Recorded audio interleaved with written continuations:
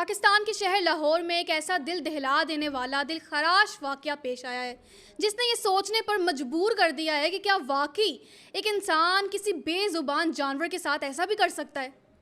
لاہور کی defence phase 2 کی رہائشی جو کہ بظاہر ایک رچ فیملی سے تعلق رکھتی تھی، انہوں نے اینیمل کرولٹی کی ایک ایسی داستان لکھی ہے جو کہ کافی عرصے تک ناظرین یاد رکھی جائے گی اور سوالات بھی اٹھائے جائیں گے۔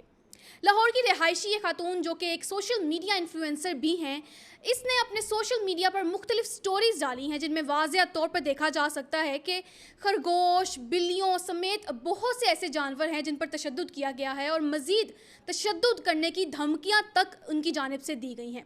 اس پورے معاملے کی تفصیلات کیا ہیں؟ کیا یہ ایسا پہلا واقعہ ہے جو کہ پیش آیا یا اس سے پہلے بھی واقعات ہو چکے ہیں؟ اے ایس پی شہر بانو نقوی کا اس پورے معاملے پر کیا موقف ہے؟ کتنے جانوروں کو بازیاب کروا لیا گیا ہے؟ اس خاتون نے ایسا کیوں کیا؟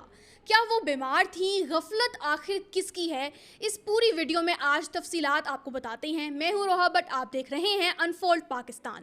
ناظرین، یہ واقعہ اس وقت منظر عام پر آیا جب سوشل میڈیا پر ایک ویڈیو وائرل ہوئی جس میں خاتون انتہائی شفاف انداز میں ایک خرگوش کی موت کا ذکر کر رہی ہیں اور ساتھ ہی ایک بلی کو مارنے کی بھی دھمکیاں دیتی ہیں۔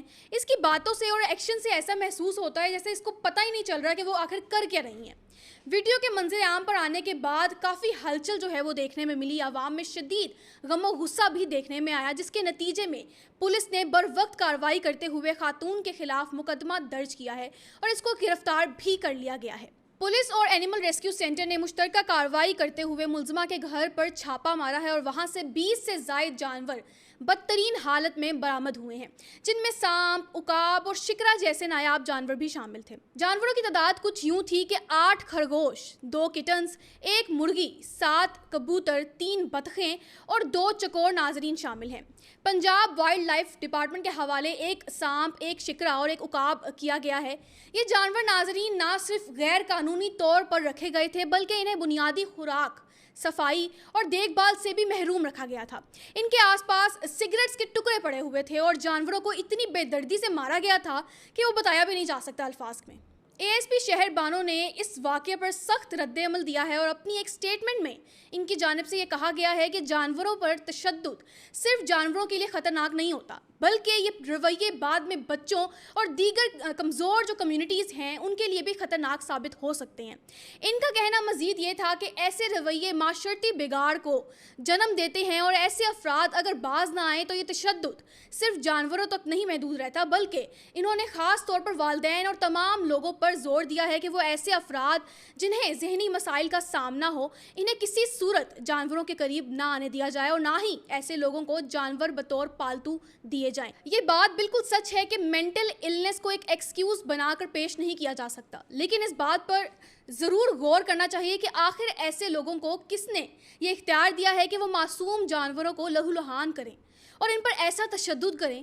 ناظرین، یہ واقعہ پہلے ہی افسوسناک تھا اور مزید اس معلومات نے اسے خوفناک اور افسوسناک بنا دیا ہے کہ یہ تمام تر چیزیں جو ہوئی ہیں وہ ایک انفلوئنسر کی جانب سے کی گئی ہیں۔ ایک انفلوئنسر جس کا کردار معاشرے میں بہت اہم ہوتا ہے اور بہت مثبت بھی ہونا چاہیے کیونکہ وہ ایک اسپیسیفک کمیونٹی کو جو ہے وہ گائیڈ کرتی ہیں، اس پر اثر و رسوخ رکھتی ہیں، لیکن اگر یہ غلط طریقے سے استعمال کیا جائے تو ایک دائرہ جو ہے وہ کراس ہو جاتا ہے اور ایک ذاتی عمل تک محدود نہیں رہتا بلکہ معاشرے پر بھی منفی اثرات جو ہے وہ ڈالتا ہے۔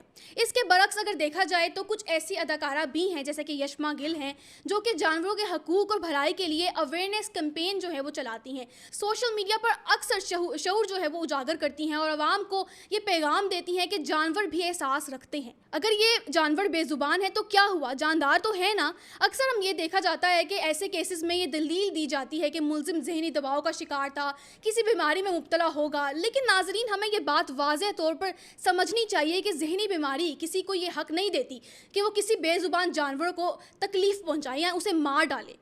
سوسائٹی کے ہر فرد کی یہ ذمہ داری ہونی چاہیے کہ وہ ایسے رویوں کی مذمت کرے اور خاص طور پر قانون نافذ کرنے والے اداروں کو یہ چاہیے کہ ایسے افراد کو قانون کے کٹہرے میں لائیں تاکہ آئندہ کوئی بھی شخص ایسی حرکت کرنے سے پرہیز کرے۔ یہ بھی واضح رہے کہ جانوروں کا تحفظ صرف حکومت کی ذمہ داری نہیں ہے بلکہ ہم سب کی ذمہ داری ہے.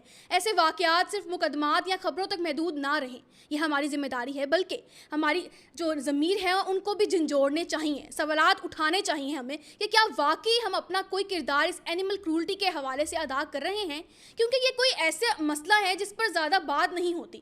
بڑی افسوسناک چیز ہے کہ سوسائٹی میں ہم رہتے ہیں اس میں اینیمل کرولٹی کے حوالے سے بات نہیں ہوتی. تو بالآخر یہی کیوں کہوں گی کہ زیادہ سے زیادہ اویئرنیس پھیلائیں اینیمل کرولٹی کے حوالے سے, اور ان کی بھلائی کے لیے جو ہے وہ کام کیا جائے تاکہ ہر گھر تک یہ بات پہنچ جائے کہ جانور بھی جاندار ہیں اور وہ بھی احساس رکھتے ہیں.